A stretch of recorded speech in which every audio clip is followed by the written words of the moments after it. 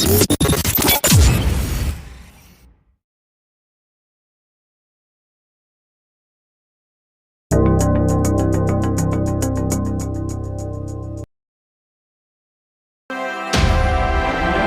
araw muli mga kaibigan. Welcome sa Tinig ng Bayan. Ako si Mary Joy Daet, ang inyong cute na host. Kasama ko ang aking mga kaibigan na sina Miss Francine Genosa Kenya, Kim Marel Aurelia, Mary Rose Palomares, and Miss Ivana Amonelo. Kasama natin sila sa pagtutok dito lang yan sa Tinig ng Bayan. Let's go! So yun na mga kaibigan, sa episode na ito, pag-uusapan natin ang mga hamon na dala ng bagyo, baha, polusyon, at mabilis na urbanisasyon, pati na rin ang epekto ng climate change sa ating kalikasan. Ngayon, magsimula tayo sa bagyo at baha. Sa mga nakaraang taon, napapansin niyo ba na parang parami ang malalakas na bagyo na dumadaan sa ating bansa na nakakapinsala sa ating lugar? Tama ka dyan, kaibigan. Ang mga bagyo ay nagdudulot ng malawakang pagkasira ng ari-arian at higit sa lahat, mga buhay. Maraming tao ang nawala ng tahanan at kabuhayan. At kapag nagkaroon ng pagbaha, hindi lamang ang mga tahanan ang naapektuhan, kundi pati na rin ang mga negosyo at infrastruktura.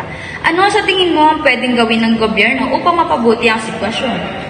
Alam niyo ba, napapansin ko ay talagang mahalaga na may maayos na disaster preparedness at response program sa ating mga bayan.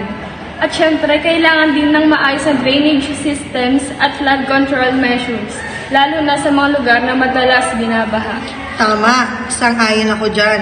At para maiwasan natin ang pagkasira ng kalikasan, simulan natin sa tamang pagtatapon ng ating mga basura upang maiwasan ang pagbara na nagkakaroon ng matinding pagbaha. Very well said, kaibigan, So ngayon naman, pag-usapan naman natin na ang polusyon. Masyado na kasing polluted ang mga maraming bahagi ng ating bansa. Ano ang mga pangunahing sanhi kaya nito?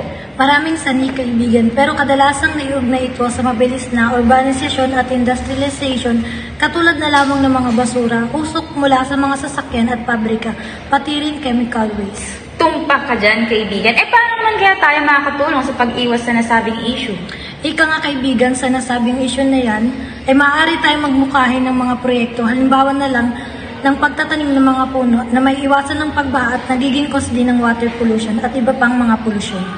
So, ayun maraming salamat at napakagandang impormasyon yan, kaibigan. At ngayon naman, pag-usapan naman natin, ano ba ang mga dahilan ng pagkakaroon ng climate change sa ating lugar o bansa? Kaibigan, ang pagbabago ng klima natin ay sanhi ng pag-init ng daigdig dahil sa mga aktibidad ng tao mula noong Industrial Revolution. Ang pagsulog ng fossil fuels at pagputol ng puno ay nagpataas ng greenhouse gases tulad ng carbon dioxide. Sa mga nakaraang taon, tumaas ang temperatura ng dagat at lupa na nagiging sanhi na mas madalas na disyerto at heat waves. Pinaapektado dito ang mga mahihirap na komunidad dahil kaunti lamang ang kontribusyon nila sa emisyon. Ito na nga, kaibigan. Ano naman kaya mga paraan upang maiwasan natin ang pagbabago ng klima o kung tawagin nga natin ay climate change? Magandang tanong yan, kaibigan. Ang paraan para maiwasan ang pagbabago ng klima o tinatawag nga natin climate change ay iwasan natin ang pagputol ng puno dahil ito ang nagbibigay sa atin ng oxygen. Ganun na rin ang pagsunog ng basura at pagtapon nito kung saan-saan.